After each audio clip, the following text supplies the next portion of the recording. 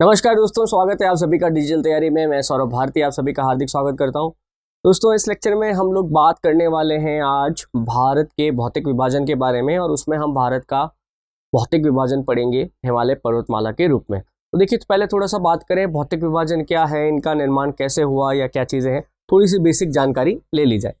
देखिए, एक थ्योरी है जिसे वैगनर का सिद्धांत कहा जाता है, जिसे हम क्या कहते हैं, वैगनर का सिद्धांत।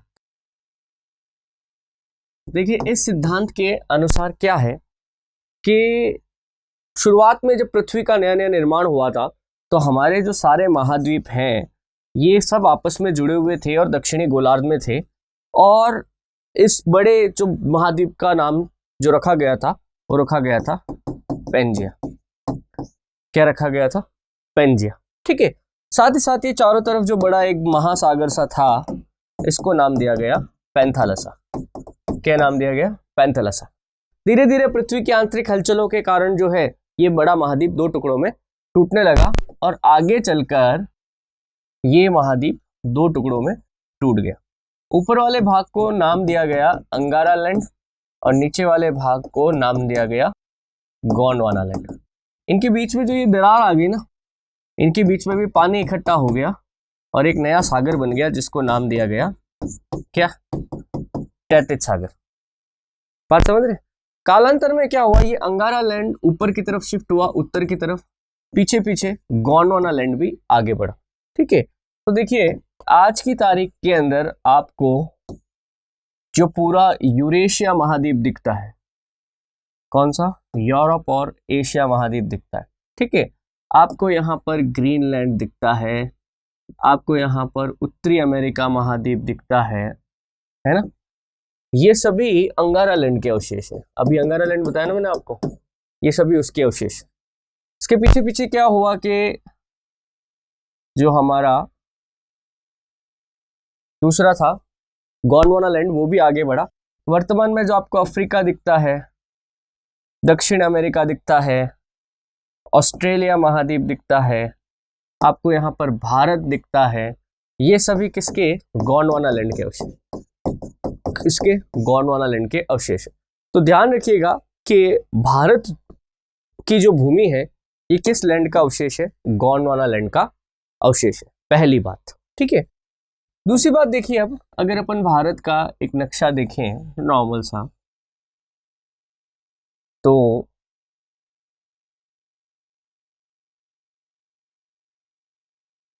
आप देखेंगे कि अगर भारत के भौतिक भूभागों का अध्ययन करना है, तो आप देखिएगा कि उत्तर के अंदर हमें एक महान लंबी पर्वतमाला मिलती है, जिसे आप क्या कहते हैं?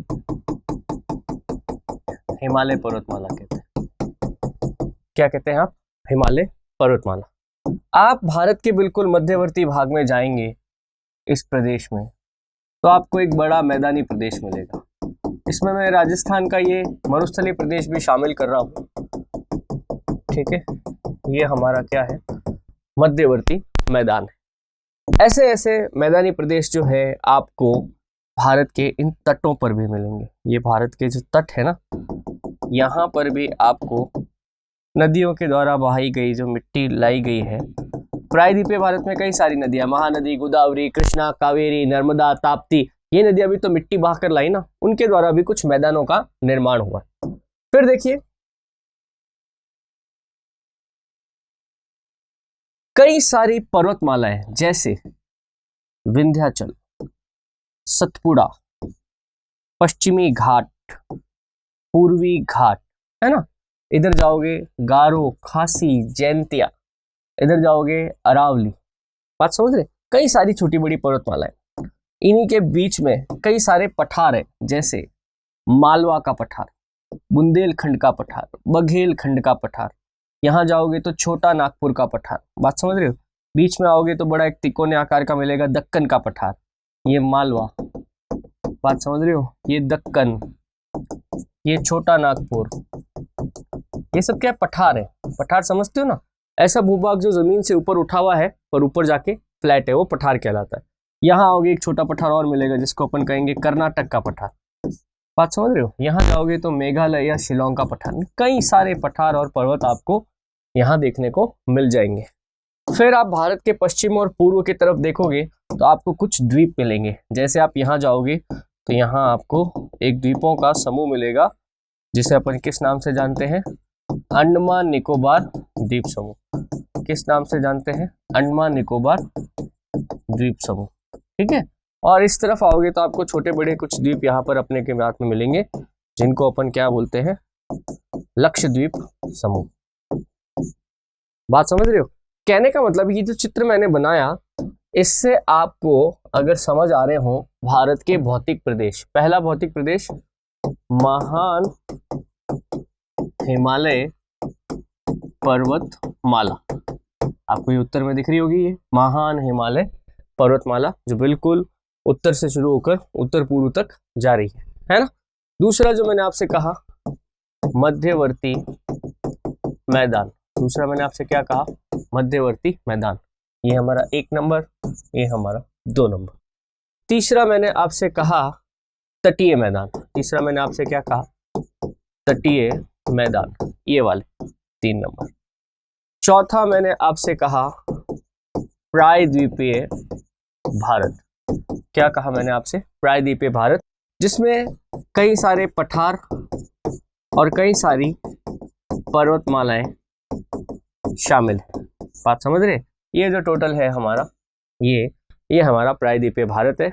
और 5वां भूभाग जो हम देखेंगे वो है भारतीय द्वीप समूह, जिसमें लक्षद्वीप समूह और अंडमान निकोबार द्वीप समूह की हम बारी बारी से चर्चा करेंगे। तो दोस्तों आप जो भी एग्जाम देने जा रहे हैं, खास करके ये जो एनटीपीसी का एग्जाम आप देने जा रहे हैं, तो आपको भारत के इन भौतिक भूभागों के बारे में आइडिया होना चाहिए, इनकी विशेषताएं पता होनी चाहिए, इनमें से बहुत अच्छा सवाल बनता है। ठीक है, तो अपन एक एक पॉइंट की अभी अपन चर्चा करनी शुरू करते हैं डिटेल के अंदर। बट पहले आप ये बात दिमाग में बैठाएं, महान हिमालय पर्वतमाला, मध्यवर्ती मैदान, तटीय मैदान, प्रायद्वीपीय भारत और भारतीय द्वीप समूह, इनकी लोकेशन क्या है? अभी मैं सबकी डिटेल में बात करूंगा, उसकी चिंता मत करिए। दूसरा, अंगारा लैंड और गोंडवाना लैंड को दिमाग में रखिएगा, टेथिस सागर को दिमाग में रखिएगा। अभी मैं इन नामों का इस्तेमाल करूंगा, नहीं समझ में आए तो वापस देख लो क्या चीज कही थी मैंने अभी।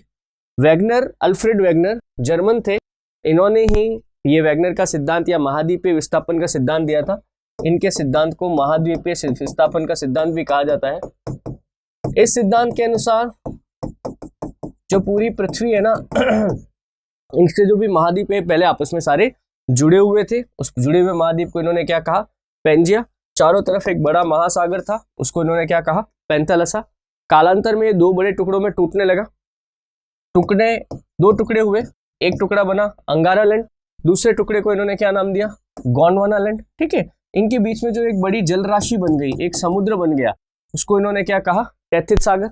और जब समय बीतता गया आगे चलकर ये जो अंगारा लैंड है ये उत्तरी गोलार्ध की तरफ बढ़ा, गोंडवाना लैंड भी इसके पीछे आगे बढ़ा, है ना।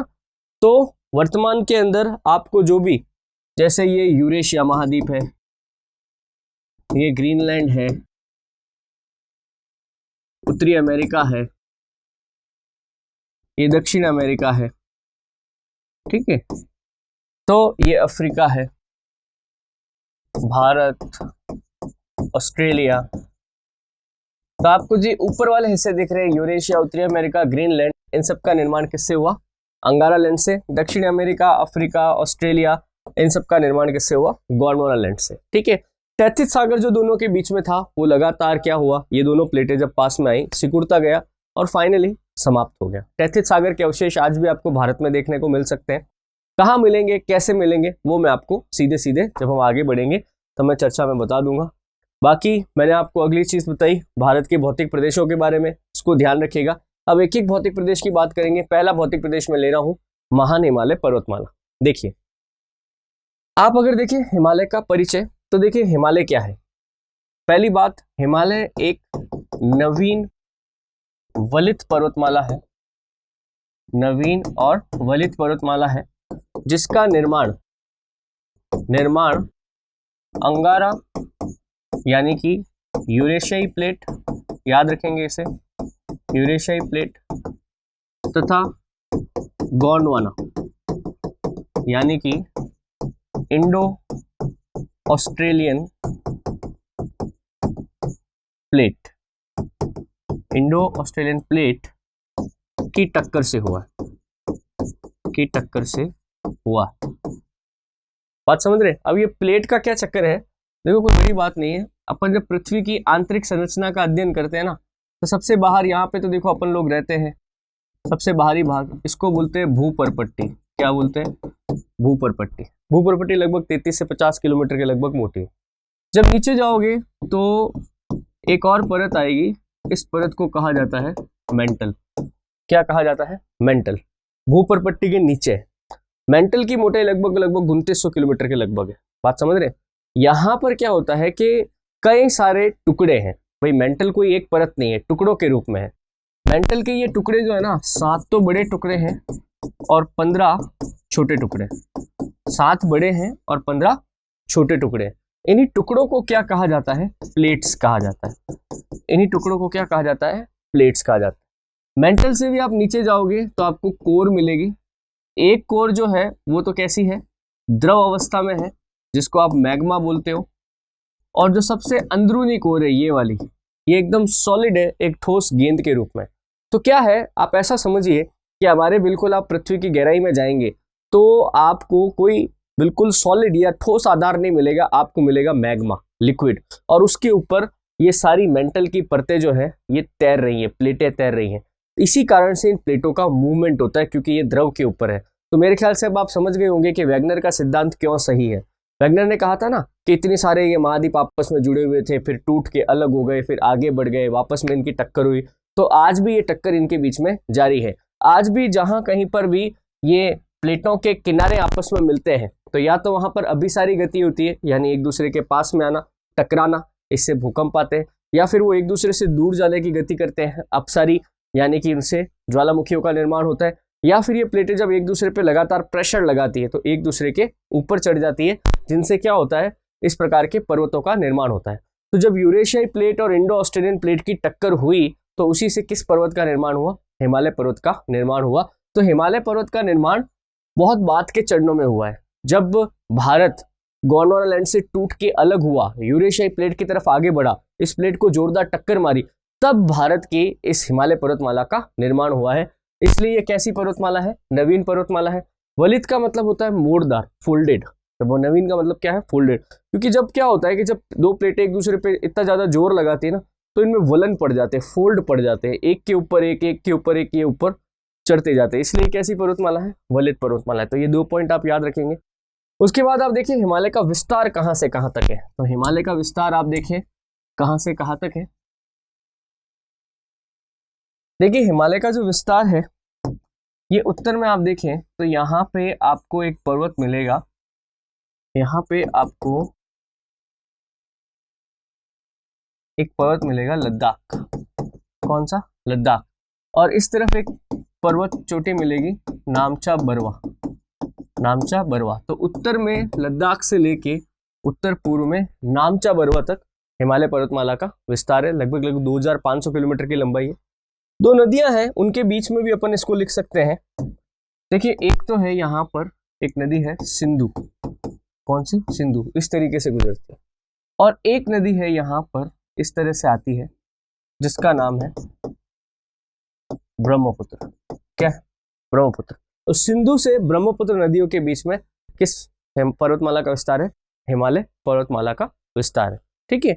अगर आप देखें तो औसत ऊंचाई हिमालय पर्वतमाला की लगभग 6000 मीटर के लगभग है। औसत ऊंचाई 6000 मीटर के लगभग है। यह विश्व की सबसे ऊंची पर्वतमाला है। इसके मुकाबले विश्व की और कोई पर्वतमाला नहीं है जो इतनी ऊंचाई पर। याद रह जाएगा आपको। ठीक है। फिर देखो कुछ पॉइंट्स की बात करें, जो भी मैंने अभी आपको बताया, कहीं पे आप बैठ के नोट्स बना रहे हैं तो बना सकते हैं। क्या क्या नोट्स है भाई? ये पर्वत श्रेणियां सिंधु से ब्रह्मपुत्र नदी तक पश्चिम से पूर्व दिशा की ओर चलती है। दुनिया की सबसे उबड़ खाबड़ पहाड़ी अवरोधों में से एक है। इन्हें युवा पहाड़ या नवीन पहाड़ जो मैं कह रहा था उनके रूप में भी जाना जाता है। हिमालय भारत की उत्तरी सीमा के साथ साथ चलता है। लगभग 2400 किलोमीटर लंबा है। इसकी चौड़ाई कश्मीर में 400 किलोमीटर, अरुणाचल प्रदेश में 150 किलोमीटर तक हो जाती है। और पहले बहुत चौड़ा है, जैसे जैसे आगे जाता है ना ये सिकुड़ता जाता है। ठीक है। पूर्वी भाग की तुलना में, ये पश्चिमी भाग होगा, पश्चिमी भाग की तुलना में पूर्वी भाग में ऊंचाई में भिन्नताएं अधिक है। इसकी अनुदैर्ध्य सीमा में 3 समांतर पर्वतमालाएं हैं, हिमाद्री, हिमाचल और शिवालिक। ये क्या कहना चाहता है, अब हिमालय का आप अध्ययन करोगे ना तो अपन को 2 तरीके से अध्ययन करना पड़ेगा। एक होगा भौगोलिक आधार पर और एक होगा उसका रीजनल क्लासिफिकेशन यानी कि प्रादेशिक आधार पर। देखो कैसे पढ़ना है इसको आप। देखो हिमालय का विभाजन अपन करेंगे भौतिक आधार पर, तो इसका मतलब तो है ऊंचाई के अनुसार। किसके अनुसार? ऊंचाई के अनुसार। और क्षेत्रीय विभाजन जो हम करेंगे वो किसके अनुसार करेंगे? नदियों के बीच में, नदियों के बीच में जो हिमालय की श्रृंखला पड़ती है उसके हिसाब से। ठीक है, तो देखो भौतिक विभाजन में उत्तर हिमालय, मध्य हिमालय और दक्षिण हिमालय, ये क्या है थोड़ा सा मैं आपको यहाँ पर मैप बना के बताऊं। आगे डिजिटल मैप भी मैंने लिया है, वहां पे और अच्छे से आपको समझ में आ जाएगा।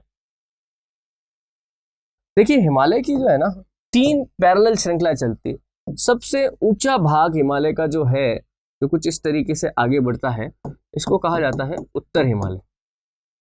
बात समझ रहे? उत्तर हिमालय के दक्षिण में एक और श्रृंखला आगे बढ़ती है जो आगे चलते चलते हिमालय के अंदर ही मिल जाती है, इसे कहा जाता है मध्य हिमालय। और एक और श्रृंखला जो इसके नीचे से चलती है, जो आगे चलकर वो भी हिमालय में मिल जाती है, इसको कहा जाता है दक्षिण हिमालय। एक्चुअली अगर आपको लगता होगा हमने कैसे बोला उत्तर हिमालय, मध्य हिमालय, दक्षिण हिमालय, वास्तव में क्या है, जैसे मान लीजिए कोई पर्वत श्रेणी है इस तरह से चल रही है उत्तर हिमालय, है ना। अब इसके बीच में एक और पर्वत श्रेणी आई आगे चल के, बकायदा इनके बीच में बहुत बड़ी खाई है। आप अगर ऊपर स्पेस से देखें तो दिखता है एक श्रेणी अलग है, दूसरी श्रेणी अलग है। इनके बीच में जो ये बड़ी बड़ी खाइयां हैं, दरारें हैं, उन्हीं की वजह से हम ये क्लासिफिकेशन कर पाते हैं, पहली बात। दूसरी बात, औसत ऊंचाई भी इन सब की अलग अलग है। जैसे उत्तर हिमालय है, ये वाला उत्तर हिमालय, ये इस हिमालय पर्वत श्रेणी का सबसे ऊंचा भाग है, लगभग 6500 मीटर इसकी औसत ऊंचाई है। जबकि मध्य हिमालय जो है 3000 से 4500 मीटर की इसकी औसत ऊंचाई अपन को मिलेगी। और शिवालिक जो है 800 से लेकर 1500 मीटर तक की औसत ऊंचाई आपको इनकी मिलेगी। बात समझ रहे? ये इसका क्लासिफिकेशन करने का तरीका है। और अभी भी इनकी कुछ विशेषताएं और भी हैं, हम उनको भी करेंगे, बट आप पहले ये समझिए कि भौतिक विभाजन कैसे किया गया। फिर दूसरी तरफ देखो जो क्षेत्रीय विभाजन किया गया है नदियों के बीच में, तो इसमें आपको क्या याद रखना है, देखो मैं यहाँ बना के बताता हूँ आपको। यहाँ पे क्या एक नदी है सिंधु, कौन सी? सिंधु। फिर नीचे एक नदी और आती है, ये है सतलुज। फिर एक नदी यहां से और आती है, इस नदी का नाम है काली। फिर एक नदी यहाँ पे आती है, उसका नाम है तीस्ता। और एक नदी यहाँ पे जो आती है जिसका नाम ब्रह्मपुत्र कह दीजिए, या वहां की लोकल लैंग्वेज में इसका नाम है दिहांग नदी। क्या? दिहांग नदी। अब क्या है कि इन के बीच में जो हिमालय पड़ रहा है, ये इस 1, ये 2, ये 3 और ये 4, इसी को हिमालय का क्षेत्रीय विभाजन कहा गया है। जैसे मैं लिखता हूं पंजाब हिमालय, सिंधु से सतलुज नदियों के बीच का जो हिमालय है उसे क्या कहा जाता है? पंजाब हिमालय। ऊपर देखिए, फिर सतलुज से नेपाल की एक नदी है काली, इनके बीच का जो हिमालय है उसे क्या कहा जाता है? कुमायूं हिमालय। फिर देखिए काली से तीस्ता नदियों के बीच का हिमालय क्या कहा जाता है? नेपाल हिमालय। और फिर देखिए तीस्ता से दिहांग नदी या ब्रह्मपुत्र नदी, दोनों कह सकते हैं आप, उसके बीच का नाम हिमालय किस नाम से जाना जाता है? असम हिमालय के नाम से। तो ये क्या है? हिमालय का क्षेत्रीय विभाजन है। बात समझ रहे आप? थोड़ा सा और डिटेल में बात करते हैं, इनमें और भी कुछ प्रश्न बनते हैं, थोड़ा उनके ऊपर चर्चा कर लेते हैं। जैसे देखो सबसे पहले उत्तर हिमालय में अपन को क्या क्या याद रखना है। देखो पहली बात तो ये, अगर आप यहाँ पे देखेंगे तो ये उत्तर हिमालय कुछ इस तरीके से आगे बढ़ता है। बात समझ रहे? कुछ इस तरीके से हिमालय का सबसे ऊंचा भाग है ये। औसत ऊंचाई जैसा कि मैंने अभी आपसे कहा लगभग 6500 मीटर के लगभग है। विश्व की कुछ सबसे ऊंची चोटियां इसी भाग में स्थित है। विश्व की कुछ सबसे ऊंची चोटियां इसी भाग में स्थित है। जैसे मैं आपको बताऊं, अभी बताता हूं मैं आपको। जैसे सबसे पहले आप देखिए विश्व की सबसे ऊंची चोटी, वो सबसे ऊंची चोटी कौन सी है? माउंट एवरेस्ट, वो यहीं पर नेपाल देश में स्थित है। फिर देखिए एक और ऊंची चोटी आपको मिलेगी यहां पर, इसका नाम है कंचनजंगा। क्या?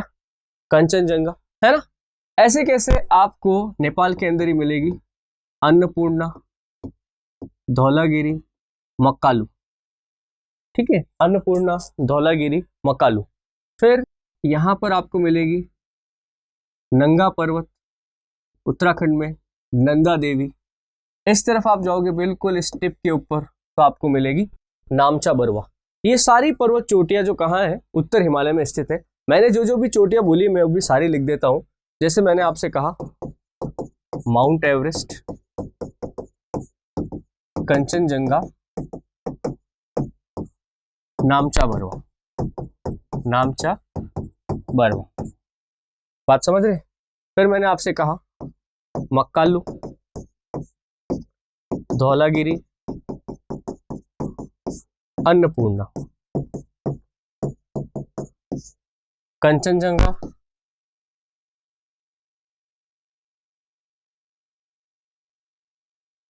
नंगा पर्वत, नंदा देवी। बात समझ रहे? अब देखिए मैंने इसको ऐसे क्यों लिखा है, देखो ये जो सारी चोटियां है ना, सबसे ऊंची चोटियां, ये नेपाल देश में है। ये कौन से देश में है? नेपाल में। ये जो चोटियां मैंने लिखी ये आपके भारत देश में है। नामचा बरवा जो ऑलमोस्ट भारत चीन के बॉर्डर पे पड़ती है, पर किताबों में इसको चीन लिखा हुआ है, तो अपन भी चीन ले लेंगे। बात समझ रहे? ज्यादा से ज्यादा हाइट अगर आपको याद रखनी है तो देखो आप हाइट आप माउंट एवरेस्ट की याद रखो 8,848 मीटर, और एक कंचनजंगा की आप याद रखो 8,598 मीटर। बात समझ रहे? कई जगह 8,895 भी लिखा हुआ है, 8,897 भी लिखा हुआ है, उसमें ज्यादा उलझने की जरूरत नहीं है, ये वाला ठीक है। ठीक है, तो ये इन दो की आप याद रखना। ठीक है, अब इसमें एक और फैक्ट बता देता हूं। अगर आपसे कोई पूछे भारत में हिमालय की सबसे ऊंची चोटी कौन सी है, भारत में हिमालय की सबसे ऊंची चोटी कौन सी है, तो आपका आंसर होगा कंचनजंगा। कंचनजंगा कहां पर स्थित है? सिक्किम राज्य में स्थित है। कंचनजंगा कहां पर स्थित है? सिक्किम राज्य में स्थित। कोई आपसे पूछ ले भारत की सबसे ऊंची चोटी कौन सी है, देखो मैं क्वेश्चन ही लिख देता हूं, आपको कंफ्यूजन ना हो। पहला क्वेश्चन है भारत की सबसे ऊंची चोटी, भारत की सबसे ऊंची चोटी। दूसरा सवाल है भारत में हिमालय पर्वत की सबसे ऊंची चोटी। देखो दोनों के आंसर अलग अलग है। भारत की सबसे ऊंची चोटी, इसका आंसर तो केटू है, केटू गॉडविन ऑस्टिन। और भारत में हिमालय की सबसे ऊंची चोटी, तो इसका आंसर कंचनजंगा। बात समझ रहे? मतलब क्या है, केटू या गॉडविन ऑस्टिन जो चोटी का आपने नाम सुना है वो काराकोरम पर्वत श्रेणी में है। काराकोरम टेक्निकली हिमालय का भाग नहीं है, वो ट्रांस हिमालय का भाग है, उसकी भी मैं अभी बात करूंगा। तो ये दो अच्छे क्वेश्चन है, इनके बारे में थोड़ा ध्यान रखना, अच्छे सवाल है दोनों। ठीक है, उत्तर हिमालय में और क्या करना है आपको? उत्तर हिमालय में देखिए कुछ हिमनद स्थित है। हिमनद आप समझते हैं, हिमनद या ग्लेशियर, हिमनद या ग्लेशियर। ठीक है, यहां पर आपको बर्फ के जमे हुए पहाड़ मिलेंगे, उन्हें हिमनद कहते हैं। सियाचिन, बालटाल, हिस्पार, बोफारो, गंगोत्री, यमुनोत्री, आगे जाओगे बोखरचू, ये सारे हिमनद जो आपको हिमालय क्षेत्र में मिलेंगे, कई सैकड़ों किलोमीटर लंबे और कई मीटर मोटे बर्फ के पहाड़ जमे हुए। इन पहाड़ों से ही पिघल पिघल कर पानी जो है वर्ष भर बहने वाली नदियों में आता है। जैसे गंगोत्री ग्लेशियर से गंगा नदी निकलती है, यमुनोत्री से यमुना, बोखरचू से सिंधु नदी निकलती है। इस प्रकार कई सारी नदियों का उद्गम जो है इन ग्लेशियर से होता है, तो वो भी आपको यहीं पर मिलेंगे। तो ये हमने क्या किया, ये हमने पढ़ा किसको? उत्तर हिमालय को। अब देखो बात करते हैं अपन मध्य हिमालय, किसकी? मध्य हिमालय की। तो देखो मध्य हिमालय में थोड़ा अगर इसी चित्र में बना दूं तो थोड़ा अपने लिए आसानी रहेगी, बाकी कुछ छोरी वगैरह है तो मैं वहां पे आगे लिख दूंगा। देखो मध्य हिमालय जो है इसी के नीचे चलने वाली एक और श्रृंखला है, कुछ इस तरीके से मध्य हिमालय ऐसे चलता है।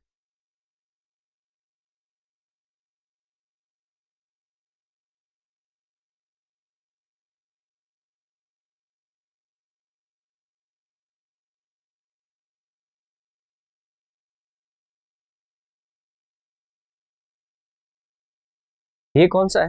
मध्य हिमालय। ठीक है, अब देखो इस मध्य हिमालय में क्या है, इस मध्य हिमालय का ये जो ऊपर वाला भाग है ना, यहां पर जो पर्वत श्रेणी है इसका नाम है पीर पंजाल। इस पर्वत श्रेणी का नाम क्या है? पीर पंजाल। और इसके नीचे की तरफ जो ये पर्वत श्रेणी है, यहाँ पर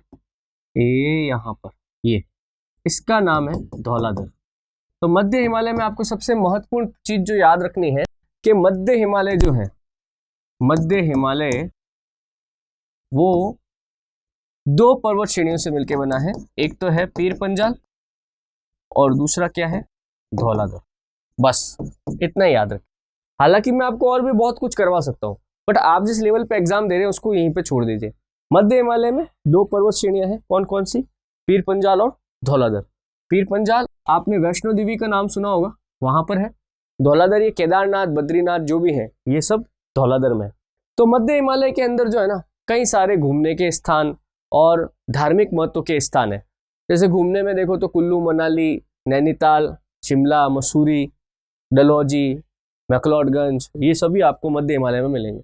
ऐसे कैसे हमारे कुछ तीर्थ स्थान जैसे मनसा देवी, ऋषिकेश है ना, सहस्त्रधारा, केदारनाथ, बद्रीनाथ, वैष्णो देवी, ये सभी आपको इस मध्य हिमालय के अंदर मिलेंगे। दोनों चीजें फेमस है। अब यहाँ पे कुछ शब्द हैं, मैं चाहता हूं आप ये 3 शब्द याद कर लें।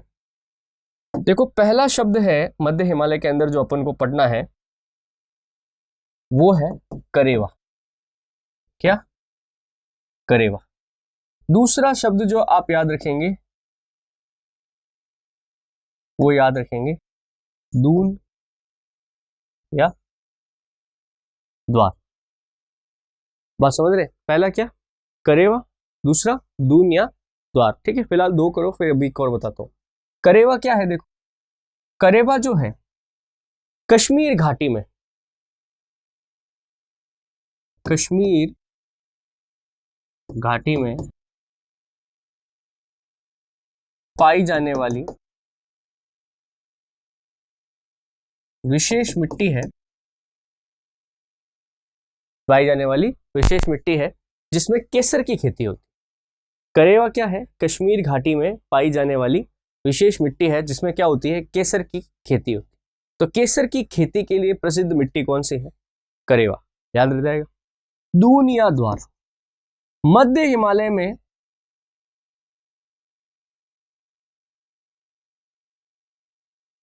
कंकड़ पत्थरों से भरी हुई या अटी हुई घाटियां क्या कहलाती है स्थानीय भाषा में? दून या द्वार कहलाती है। देहरादून, हरिद्वार, है ना। ये क्या है? आप जाओगे कभी यहाँ पे तो पत्थर की जो पर्वतों की ढलान ना, उस पर छोटे बड़े पत्थर और बकेरा यूं घाटी में बिखरे हुए। इन पत्थरों से अटी हुई घाटियों को अपन क्या कहते हैं? दून या द्वार। और एक और आप याद रखोगे मर्ग। क्या याद रखोगे? मर्ग। आप श्रीनगर से कारगिल अगर जाएं, श्रीनगर से कारगिल के रास्ते में ऐसी स्टीप ढलाने आती है, मतलब एकदम पर्वत की ऐसी ढलाने आती है जो गर्मियों के अंदर तो जब बर्फ पिघलती है तो एकदम हरी चादर उन पर बिछ जाती है, हरी भरी घाटियां, और जब सर्दियां आती है तो एकदम उन पे बर्फ जम जाती है। बात समझ रहे? तो आप ये कहेंगे कि श्रीनगर से आपको मर्ग क्या होते हैं, कभी आपसे पूछ ले तो सामान्य भाषा में कहे तो मर्ग क्या है? मर्ग हरी भरी घाटियां हैं जिनमें सर्दियों में बर्फ बिछ जाती है, जैसे गुलमर्ग, सोनमर्ग, यूसमर्ग, ये सब मर्ग के उदाहरण हैं। गुलमर्ग कह सकते हो आप, सोनमर्ग कह सकते हो। एग्जैक्ट इनकी लोकेशन क्या है? जब आप श्रीनगर से कहाँ जाओगे? कारगिल जाओगे, उस बीच में आपको ये घाटियां मिलेंगी। तो ये दोस्तों क्या है? मध्य हिमालय। और लास्ट में एक मैं चित्र बस यही बना रहा हूँ, बाकी आपको मैं आगे बताऊंगा, काफी कंजस्टेड हो गया है। ठीक है, लास्ट जो है आप देखिए तो इसी मध्य हिमालय के नीचे एक और पर्वत श्रेणी चलती है जिसको अपन बोलते हैं शिवालिक। क्या बोलते हैं? शिवालिक। ये भी आगे जाके ऐसे मिल जाती है। देखिए शिवालिक जो है वास्तव में कोई पर्वत श्रेणी नहीं है। वास्तव में जब ये उत्तर, मध्य और दक्षिण हिमालय का जब निर्माण हुआ था, उससे जो बड़े छोटे पत्थर नीचे आकर गिरे, उनसे जो एक पूरा एक दीवार जैसी संरचना बन गई, उसी को आज हम शिवालिक कहते हैं। ठीक है, बहुत ही कमजोर है, भूकंप प्रभावित क्षेत्र है, कमजोर और भूकंप प्रभावित क्षेत्र है, ध्यान रखिएगा। इसे दक्षिण हिमालय भी कहते हैं। साथ ही साथ आप अब शिवालिक से और नीचे उतरेंगे ना, तो यहाँ पे फिर अपने जो है मैदानी भाग शुरू हो जाते हैं। तो वास्तव में क्या है, शिवालिक जो है ये हिमालय और भारत के मध्यवर्ती मैदानों के बीच में एक सीमा का भी काम करता है। ठीक है, तो दोस्तों ये याद रखिएगा। हालांकि आप घबराए नहीं, ये सारी चीज़ों के लिए मैंने आगे। अच्छा, एक और चीज़ मैं आपको यही बता देता हूँ, ट्रांस हिमालय और उत्तर पूर्वी हिमालय, तो थोड़ा सा देखिएगा, ये भी अपन थोड़ा सा कर लेते हैं। देखो क्या अभी मैंने आपको बताया ना, हिमालय, ये हिमालय कुछ इस तरीके से अभी अपन ने डिस्कस किया, ये पूंछ की तरह पीछे चला जाता है, ये पूरा हिमालय, उत्तर हिमालय, मध्य हिमालय, दक्षिण हिमालय, सब कुछ इसी में था। अब क्या है, इस हिमालय से अपन और ऊपर जाते हैं ना, तो भी अपन को कुछ पर्वत श्रेणियां मिलती हैं। जैसे यहाँ पे एक पर्वत श्रेणी स्थित है इस तरीके से, ये इस पर्वत श्रेणी का नाम है काराकोरम। क्या नाम है? काराकोरम। ठीक है, ऐसे कैसे, काराकोरम के ही पीछे एक और श्रेणी चलती है यहाँ पे, उस श्रेणी का नाम है लद्दाख। उस श्रेणी का नाम क्या है? लद्दाख।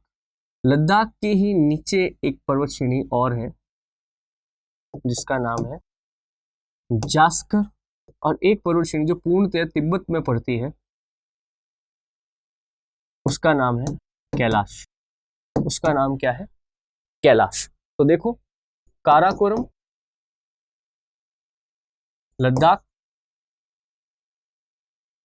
जास्कर और कैलाश, बात समझ रहे हैं? इन चारों को संयुक्त रूप से अपन क्या बोलते हैं? ट्रांस हिमालय। देखो, ट्रांस हिमालय का निर्माण अलग काल में हुआ है, और ये नीचे जो हिमालय पर्वतमाला है इसका निर्माण अलग काल में हुआ, दोनों अलग है। तो कभी आपसे पूछ ले कि ट्रांस हिमालय क्या है, कि हिमालय के उत्तर में स्थित काराकोरम, लद्दाख, जास्कर और कैलाश जो है, इन्हें संयुक्त रूप से क्या कहा जाता है? ट्रांस हिमालय कहा जाता है। ये काराकोरम पर्वत श्रेणी जो है, ये वाली, इसे मध्य एशिया की रीढ़ कहते हैं। मध्य एशिया की रीढ़ कहते हैं, बात समझ रहे? इसी काराकोरम पर्वत श्रेणी में ही आपको मिलेगी यहां पर एक चोटी, यहां पर आपको मिलेगी एक चोटी जिसका नाम है K2 या गॉडविन ऑस्टिन। K2 या गॉडविन ऑस्टिन, बात समझ रहे? ये K2 या गॉडविन ऑस्टिन जो है, ये भारत की सबसे ऊंची चोटी है। भारत की सबसे ऊंची चोटी कौन सी? K2 या गॉडविन ऑस्टिन। ऊंचाई कितनी है? 8611 मीटर। ऐसे कैसे, जैसे लद्दाख है ना, इस पर भी एक चोटी है राकापोशी। लद्दाख में स्थित चोटी कौन सी है? राकापोशी। इसका फैक्ट क्या है? इसका फैक्ट क्या है? ये विश्व की तीव्रतम ढलान वाली चोटी है। विश्व की तीव्रतम ढलान वाली चोटी कौन सी है? राकापोशी। मतलब एकदम स्टीप है, एकदम ऐसे खड़ी चट्टान है, ये एकदम खड़ी चट्टान, ये होता है ना जैसे पड़ा हो, एकदम खड़ी चट्टान है। बात समझ रहे? ओके, एक फैक्ट और याद रखेंगे, सिंधु नदी का आपने नाम सुना होगा। सिंधु नदी, सिंधु नदी जो है ये लद्दाख और जास्कर के बीच से होकर बहती है। सिंधु नदी किसके बीच में से होकर बहती है? लद्दाख और जास्कर के बीच में से। ध्यान रखना, सिंधु नदी किसके बीच में से बहती है? लद्दाख और जास्कर के बीच में से बहती है। बाकी कैलाश तो आप समझ ही गए। इसके बाद देखो, ये उत्तर पूर्वी हिमालय। उत्तर पूर्वी हिमालय आप समझते हो, बिल्कुल यहाँ पर है। ये जो है ना, यहाँ पे हमारे अरुणाचल प्रदेश, असम, नागालैंड, मणिपुर, मिजोरम, ये राज्य स्थित है। यहीं पर जो ये पूरा प्रदेश है ना, इसी को अपन बोलते हैं उत्तर पूर्वी हिमालय। यहाँ पर क्या है? कुछ पर्वत श्रेणियां हैं, नागा, मिश्मी, मिजो, और यहाँ है पटकई। कौन कौन से मैं यहाँ नीचे लिख देता हूं।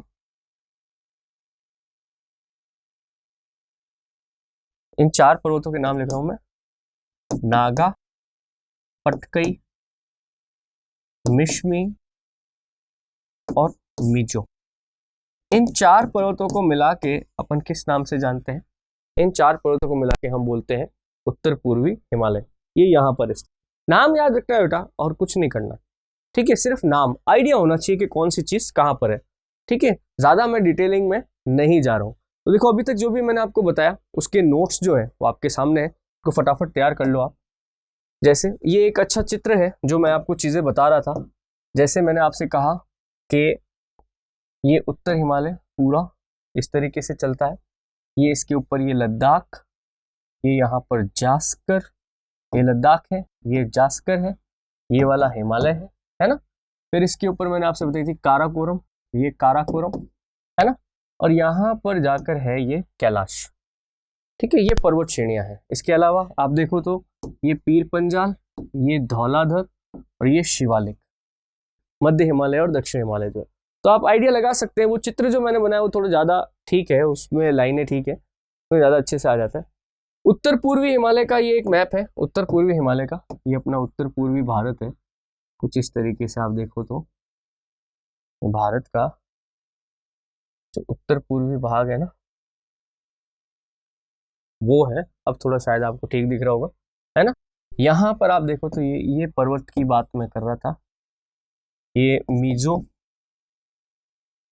ये नागा, ये पटकई, बात समझ रहे। इसी के बीच में मिश्मी पहाड़ियां हैं, चाहो तो देख सकते हो। तो ये है उत्तर पूर्वी हिमालय। ठीक है, चलो अब देखो कुछ जो नोट्स वगैरह की है या जो इंपॉर्टेंट पॉइंट्स हैं उसको देख लीजिए आप। हिमाद्री यानी कि उत्तर हिमालय सबसे उत्तरी सीमा है, इसे हिमाद्री की भी नाम से भी जाना जाता है। सबसे ऊंची चोटियां हैं, औसत ऊंचाई 6000 मीटर, मुख्य भाग ग्रेनाइट का बना है, प्रसिद्ध ग्लेशियर सियाचिन, गंगोत्री, यमुनोत्री आदि। ठीक है, माउंट एवरेस्ट, चोटियां वगैरह जो है वो मैंने पीछे लिख दी थी, है ना, तो उसको थोड़ा ध्यान रखना। फिर हिमाचल यानी कि वो मध्य हिमालय, बीच वाला भाग, महान हिमालय के दक्षिण में स्थित है। चोटियों की ऊंचाई 3700 से 4500 मीटर के लगभग है। मुख्य रूप से अत्यधिक संकुचित और परिवर्तित चट्टानों के बीच में बना है। महत्वपूर्ण श्रृंखला पीर पंजाल सबसे लंबी है। इसके अलावा धौलाधर और महाभारत पर्वत श्रेणियां भी स्थित है। कश्मीर, कांगड़ा, कुल्लू जैसी यहाँ पर घाटियां मौजूद है। हिल स्टेशन कुल्लू, मनाली, कुफरी, शिमला, मसूरी, नैनीताल आदि यहाँ पर स्थित है। इसके अलावा वो करेवा, दून और द्वार और मर्ग, वो भी मैंने आपको बताया, वो भी देख लेना। नेक्स्ट, शिवालिक हिमालय की सबसे बाहरी श्रेणी है। प्राचीन काल में माणक पर्वत भी इसे कहते थे, है ना। इसकी ऊंचाई 900 से 1100 है। 800 से 1500 बिल्कुल ठीक है, वो मैंने गलत नहीं बताया, अलग अलग बुक में ये वेरी होता रहता है। ठीक है, चौड़ाई 10 से 50 है। नदियों द्वारा बहाकर लाए गए जो अवसाद हैं उनसे इसका निर्माण हुआ है ना। हिमाचल और शिवालिक के बीच में अनुदैर्ध्य घाटियां जो है, मतलब निचली घाटियां जो हैं उन्हें क्या कहा जाता है, दूंद कहा जाता है। विशिष्ट नदी घाटियों के विपरीत दूनों की एक संरचनात्मक उत्पत्ति होती है। यह हिमालय और शिवालिक क्षेत्र से उत्पन्न कटाव और बोल्डर से आच्छादित है। तो बड़ी बात नहीं है, ये वही बात कर रहा है, छोटे छोटे बड़े बड़े पत्थर जो है इन घाटियों में नीचे आकर एक दीवार जैसी संरचना बना देते हैं। बोल्डर होता है ना, बोल्डर, बोल्डर का मतलब एक तरह से दीवार होता है ना। बजरी आप समझते हो, मिट्टी।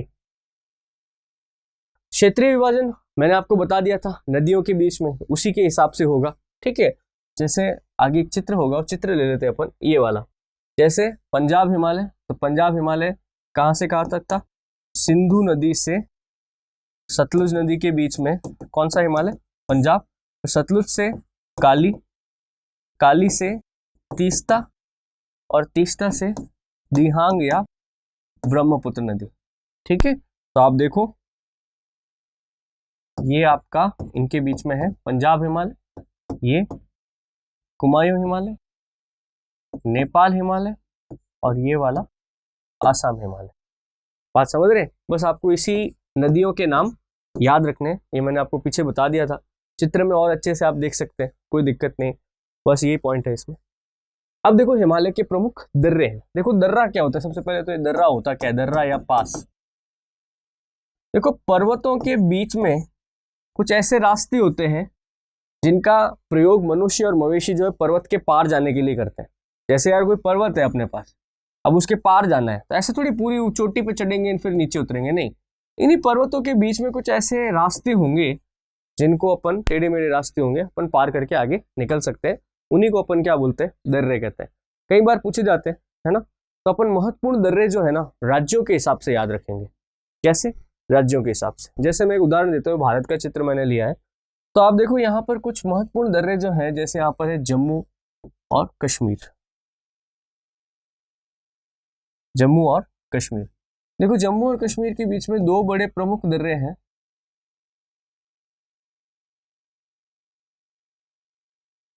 जम्मू और कश्मीर। एक मिनट, हाँ थोड़ा और इसको बड़ा कर लेता हूं मैं।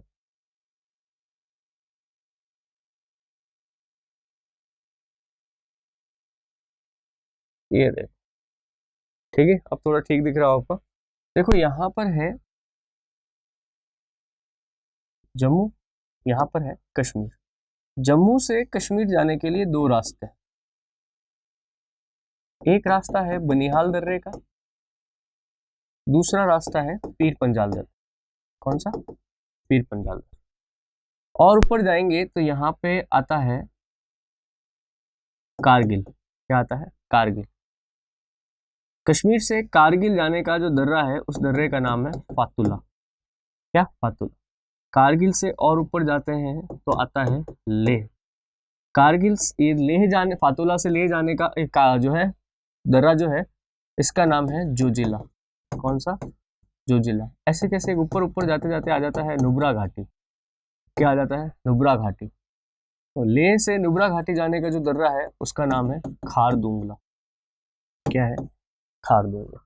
इसके अलावा भारत और चीन के बीच में यहाँ पर एक दर्रा स्थित है जिसका नाम है काराकोरम। क्या है? काराकोरम। बात समझ रहे हो? तो ये जम्मू कश्मीर के दर्रे हैं, पीर पंजाल, बनियाल, फातुला, नुब्रा घाटी, मतलब फातुला, खारदुंगला, जोजिला, ये सब।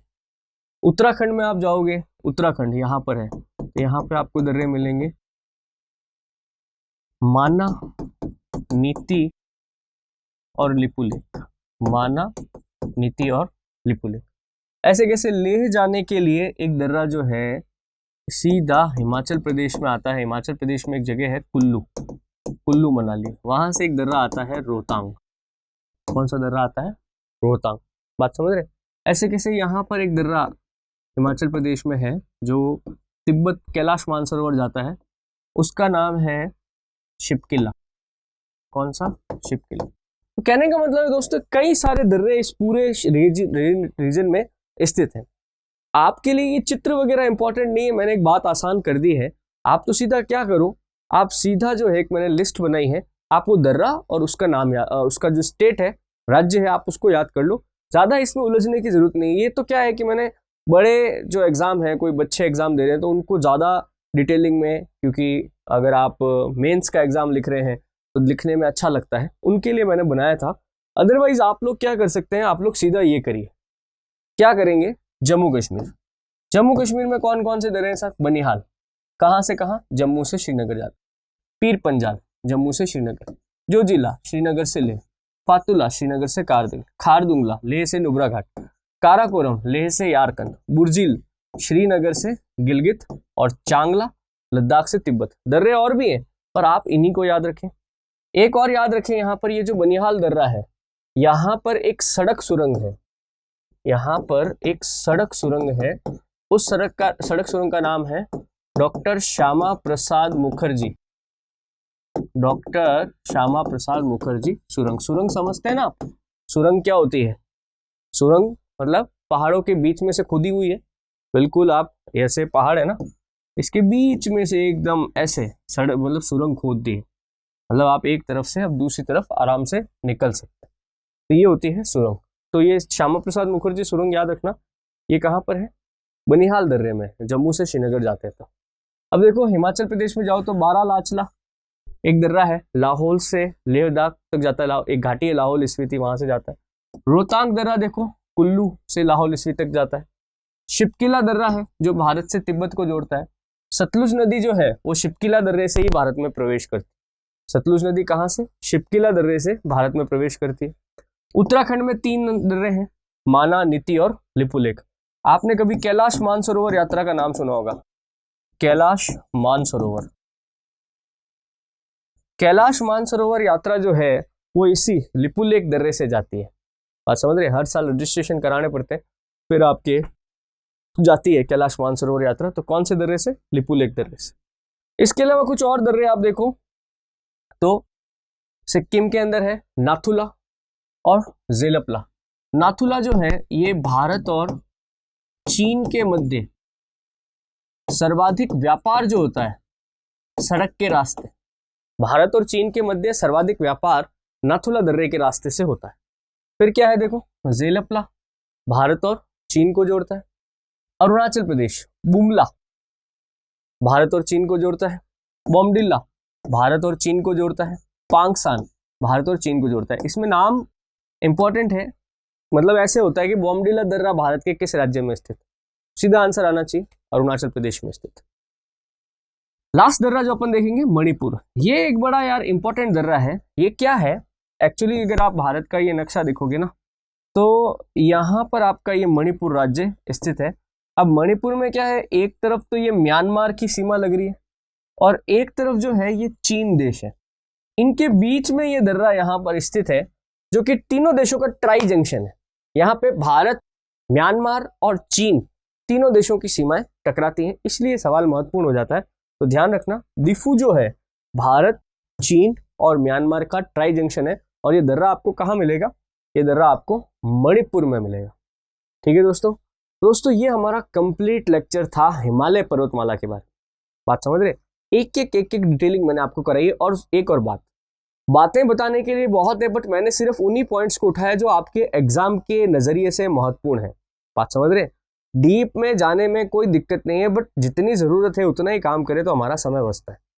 बात समझ रहे, और हम दूसरे काम भी आसानी से कर सकते हैं, दूसरी चीजें भी पढ़ सकते हैं। फिर भी कोई भी आपका कमेंट है, सवाल जवाब है, तो आप आराम से नीचे लिखो मुझे कमेंट के अंदर, मैं आपको जरूर जवाब दूंगा। तो दोस्तों ये लेक्चर अभी इतना ही, नेक्स्ट लेक्चर में फिर से मिलते हैं। धन्यवाद। Please like, share, subscribe digital तैयारी।